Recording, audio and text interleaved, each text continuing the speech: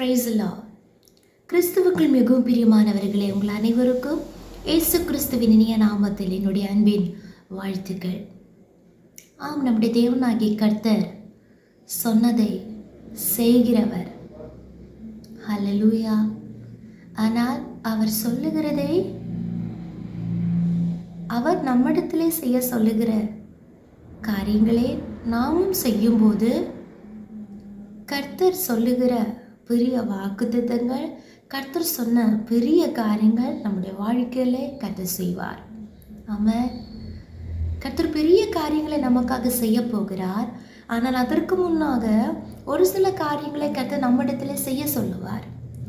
அதை நம்ம திரும்ப கேள்வி எழுப்பாமல், அவிசுவாசியாமல், முறுமுறுப்பில்லாமல், சந்தேகம் இல்லாமல் கர்த்தருடைய வார்த்தைக்கு கீழ்ப்படிந்து அப்படியே நாம் செய்வோம் என்றால், கர்த்தருக்கு முன்பாக உண்மையோடு அந்த காரியங்களை செய்வோம் என்றால், கட்டாயத்தினால் அல்ல, விருப்பத்தோட மனதோட செய்வோம் என்றால், கர்த்தர் நமக்காக செய்வேன் என்று சொல்லி இருக்கிற பெரிய வாக்குத்தத்தங்களை சுதந்திரிக்க கர்த்தர் கிருபை செய்வார். ஆமாம், கர்த்தர் உண்மையுள்ளவர். வாசிப்போம். எண்ணாகமம் 32ஆம் அதிகாரம், அதனுடைய 20 முதல் 22 வரை உள்ள வசனங்கள். ஆமாம், அங்கே நாம் எப்படி வாசிக்கிறோம்? அப்பொழுது மோசே அவர்களை நோக்கி, நீங்கள் இந்த வார்த்தையின்படியே செய்து கர்த்தருடைய சமூகத்தில் யுத்த சன்னத்தராகி, கர்த்தர் தம்முடைய சத்ருக்களை தம்முடைய முகத்திற்கு முன்னின்று துரத்தி விடும் அளவும் நீங்கள் யாவரும் அவருடைய சமூகத்தில் யுத்த சன்னத்தராய் யோர்தானை கடந்து போவீர்களானால், அத்தேசம் கர்த்தருக்கு முன்பாக வசப்படுத்தப்பட்ட பின்பு நீங்கள் திரும்பி வந்து கர்த்தருக்கு முன்பாகவும் இஸ்ரவேலருக்கு முன்பாகவும் ஆமென் குற்றமில்லாதிருப்பீர்கள். ஆமென். அதற்கு பின்பு இந்த தேசம் கர்த்தருக்கு முன்பாக உங்களுக்கு சுதந்திரமாகும். ஆமென். இங்கே ஆமென், ஸ்தோத்திரம். 2-3 முறை கர்த்தருடைய சமூகத்தில் கர்த்தருக்கு முன்பாக என்று ஆமென் அடிக்கடி சொல்லப்பட்டிருக்கிறது. ஸ்தோத்திரம். என்ன புரிகிறது? கர்த்தருடைய சமூகத்திலிருந்து நம்மோடு ஒரு வாக்குத்தத்தத்தை, ஒரு ஆலோசனையை சொல்லுகிறார். இந்த காரியங்களை நான் உங்களுக்காக செய்வேன், இதை உங்களுக்காக சுதந்திரிக்க செய்வேன், இதை நீங்கள் சுதந்திரித்துக் கொள்ளுவீர்கள். சூழ்நிலைகள் எதுவானாலும் ஸ்தோத்திரம், எந்தெந்த காரியங்கள் எதிராக இருந்தாலும் உங்களை கொண்டு நான் சிலவற்றை செய்வேன். ஹல்லேலூயா. உங்களுக்கு நான் சிலவற்றை தருவேன் என்று கர்த்தருடைய சமூகத்திலிருந்து நம்மிடத்திலே வார்த்தை வருகிறது. ஆனால் கர்த்தர் சொல்லுகிறார், நீங்கள் கர்த்தருக்கு முன்பாக சில காரியங்களை செய்ய வேண்டும். அதுவும் நாம் கர்த்தருக்கு முன்பாக செய்ய வேண்டும். அதனுடைய அர்த்தம், கர்த்தரை முன்னிறுத்தி தேவனை முதலிடமாக கொண்டு கர்த்தருடைய சித்தத்தின்படியே கர்த்தருடைய சொல்லை அப்படியே கேட்டு அவருக்கு முன்பாக உண்மை உள்ளவர்களாக நாம் செய்ய வேண்டும். இங்கே இஸ்ரவேல் ஜனங்களிடத்தில் கர்த்தருடைய சமூகத்திலிருந்து வார்த்தை வருகிறது.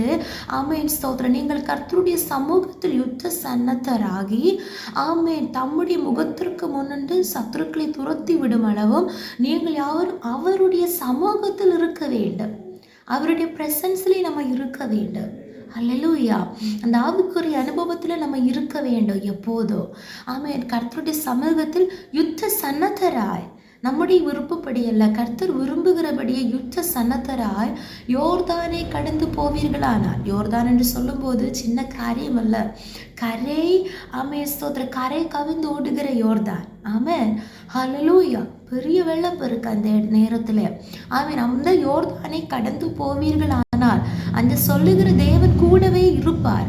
ஆனால் நம்ம யுத்த சன்னத்தராக வேண்டும், அவருடைய சமூகத்தில் இருக்க வேண்டும். யோர்தானை கடந்து போக ஒரு மனது நமக்கு வேணும். கர்த்தர் கிருபை செய்வார். யோர்தானை கடந்து போவீர்களானால் அத்தேசம் கர்த்தருக்கு முன்பாக வசப்படுத்தப்பட்ட பின்பு, அதாவது கர்த்தர் அதை வசப்படுத்தி தருவார். ஹல்லேலூயா. ஒடுக்க வேண்டியதை ஒடுக்கி, நிர்மூலமாக்க வேண்டியதை நிர்மூலமாக்கி, அழிக்க வேண்டியவைகளை அழித்து, ஒழிய பண்ண வேண்டியவைகளை ஒழிய பண்ணி கர்த்தர் நமக்கு வசப்படுத்துவார். நமக்கு தகுந்ததாக அதை மாற்றி தருவார். அதற்கு பின்பு நீங்கள் திரும்பி வந்து யோர்தானை கடந்தோ, எல்லாம் வசப்படுத்தப்பட்டாயிடுச்சு, இனி அப்படி போக இல்லை, திரும்பி வரணும். ஹல்லேலூயா. திரும்பி வந்து கர்த்தருக்கு முன்பாகவும் ஆமென் இஸ்ரவேலருக்கு முன்பாகவும் குற்றமில்லாதிருப்பீர்கள். ஹல்லேலூயா. அதற்கு பின்பு இந்த காரியங்களுக்கு பின்பு இந்த தேசம் கர்த்தருக்கு முன்பாக ஆமென் நம்முடைய இஷ்டப்படி பயன்படுத்துகிறதற்காக அல்ல, கர்த்தருக்கு முன்பாக உங்களுக்கு சுதந்திரமாகும். ஹல்லேலூயா. ஆனால் அடுத்த வசனம் கூட வாசிக்கணும் 23. நீங்கள் இப்படி செய்யாமற் போனால் கர்த்தருக்கு விரோதமாக பாவம் செய்தவர்களாய் இருப்பீர்கள். உங்கள் பாவம் உங்களை தொடர்ந்து பிடிக்கும் என்று நிச்சயமாய் அறியுங்கள். ஹல்லேலூயா. அதனால் பாவம் என்று சொல்றது கர்த்தர் சொல்லுகிறதை செய்யாதிருக்கிறது தான் பாவம். கர்த்தர் ஆமென் ஸ்தோத்திரம் செய்ய கூடாது என்று சொல்லுகிறதை செய்கிறதும் தான் பாவம்.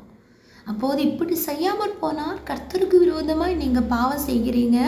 அப்படி என்றால் பாவம் நிச்சயமாய் தொடர்ந்து பிடிக்கும் என்று நம்ம அறிந்து கொள்ள வேண்டும். அதனால் கர்த்தர் இன்னைக்கு உரைக்கிற வார்த்தை ஆமென். கர்த்தர் நமக்கு சிலவற்றை சுதந்திரமாக தருவார். ஹல்லேலூயா ஹல்லேலூயா ஆமென். ஆனால் தேவனுடைய சமூகத்தில் நம்ம நிற்க வேண்டும். உண்மை உள்ளவர்களாக கர்த்தருக்கு முன்பாக கர்த்தர் செய்ய சொல்லுகிறதை செய்து கர்த்தருக்கு பிரியமானவர்களாக வாழ வேண்டும். ஹல்லேலூயா ஆமென். கர்த்தர் அற்புதங்களை செய்யும் போது திரும்பி வந்து கர்த்தருடைய சமூகத்தில் நன்றியுள்ளவர்களாக இருக்க வேண்டும், உண்மையுள்ளவர்களாக இருக்க வேண்டும்.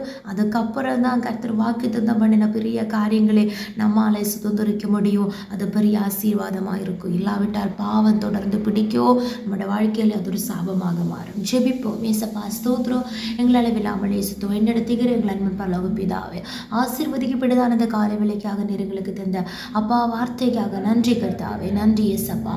ஏசப்பா நீர் நல்லவர் கர்த்தாவே. ஏசப்பா ஸ்தோத்திரம். நீர் எங்களுக்காக மரித்தீர், எங்களுக்காக உயிரோடு எழுந்தீர் கர்த்தாவே. எங்களுக்காக இன்றைக்கு பட்சபாதம் பண்ணி கொண்டு இருக்கிறீர் கர்த்தாவே. அப்பா நீர் எங்களுக்கு பாராட்டின அன்பு மிகவும் பெரியது கர்த்தாவே.